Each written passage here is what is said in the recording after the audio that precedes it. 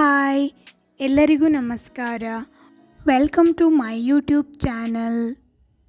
ಸಂಜೆಯ ಕಾಫಿ ಅಥವಾ ಟೀ ಜೊತೆಗೆ ಕುರುಮ್ ಅಂತ ತಿನ್ನಲು ಬಾಳೆಕಾಯಿ ಚಿಪ್ಸ್ ಇದ್ದರೆ ಎಷ್ಟು ಒಳ್ಳೆಯದಾಗ್ತದೆ ಅಲ್ವಾ?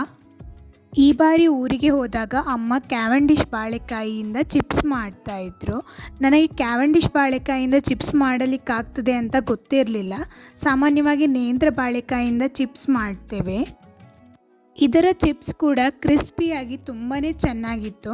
ಬನ್ನಿ ಹೇಗೆ ಮಾಡೋದು ಅಂತ ನೀವೇ ನೋಡಿ. ಬಾಳೆಕಾಯಿಯ ಸಿಪ್ಪೆಯನ್ನು ತೆಗೆದು ಡೈರೆಕ್ಟಾಗಿ ನಾವು ಎಣ್ಣೆಗೆ ಅದನ್ನು ತುರಿದುಕೊಳ್ಳುವಂಥದ್ದು.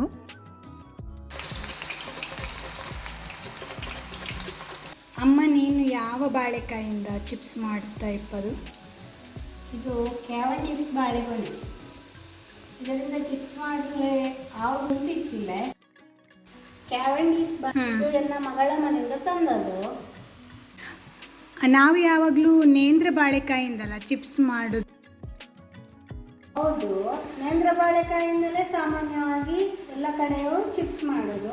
ಆದರೆ ನನ್ನ ಅಕ್ಕ ಹೇಳಿದ್ರು ಇದರದ್ದು ಚಿಪ್ಸ್ ಒಳ್ಳೆದಾಗ್ತದೆ, ಕ್ಯಾವೆಂಡಿಶ್ ಬಾಳೆಕಾಯಿಯದ್ದು ಚಿಪ್ಸ್ ಒಳ್ಳೆದಾಗ್ತದೆ ಅಂತ ನನ್ನ ಅಕ್ಕ ಹೇಳಿದ್ರು. ಹಾಗೆ ಒಮ್ಮೆ ಟ್ರೈ ಮಾಡಿ ನೋಡೋಣ ಅಂತ ನಾನು ಇದನ್ನು ಚಿಪ್ಸ್ ಮಾಡಿದ್ದೀಗ. ಒಳ್ಳೆ ಚೆನ್ನಾಗಿ ಬಂತು.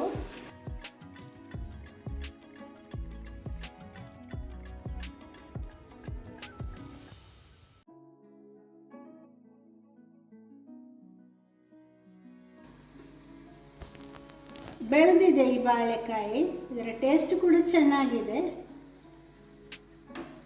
ಕ್ರಿಸ್ಪಿಯಾಗಿ ಚೆನ್ನಾಗಿ ಬರ್ತದೆ. ಇದೀಗ ಗೋಲ್ಡನ್ ಬ್ರೌನ್ ಆಗಿದೆ ಅಲ್ಲ, ಸೊ ನಾವೀಗ ತೆಗಿತಾ ಇದ್ದೇವೆ. ಮತ್ತೆ ಇದಕ್ಕೆ ಮೇಲಿಂದ ಉಪ್ಪು ಮತ್ತೆ ಮಸಾಲೆ ಯಾವುದಾದ್ರೂ ಬೇಕಾದ್ರೆ ಹಾಕಿಕೊಳ್ಬೋದು. ನಾನು ಬರೀ ಮೆಣಸಿನ ಹುಡಿ ಅಥವಾ ಚಾಟ್ ಮಸಾಲ ಬೇಕಿದ್ರೆ ಹಾಕ್ಬೋದಲ್ಲ, ಗರಂ ಮಸಾಲ ಎಲ್ಲ.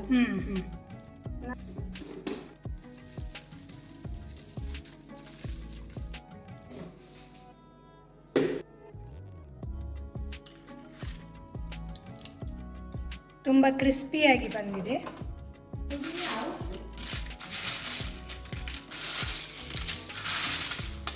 ತುಂಬ ಕ್ರಿಸ್ಪಿಯಾಗಿದೆ.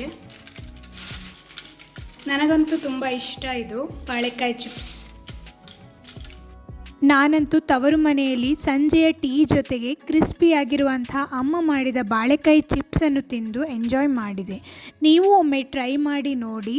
ನಿಮ್ಮ ಅನಿಸಿಕೆಗಳನ್ನು ಕಮೆಂಟ್ ಮೂಲಕ ತಿಳಿಸಿ. ಮತ್ತಷ್ಟು ಹೊಸ ರೆಸಿಪಿಗಳೊಂದಿಗೆ ಮುಂದಿನ ವಿಡಿಯೋದಲ್ಲಿ ಸಿಗುತ್ತೇನೆ. ವಿಡಿಯೋ ಇಷ್ಟವಾದಲ್ಲಿ ಲೈಕ್, ಶೇರ್ ಹಾಗೂ ಸಬ್ಸ್ಕ್ರೈಬ್ ಮಾಡಲು ಮರೆಯಬೇಡಿ.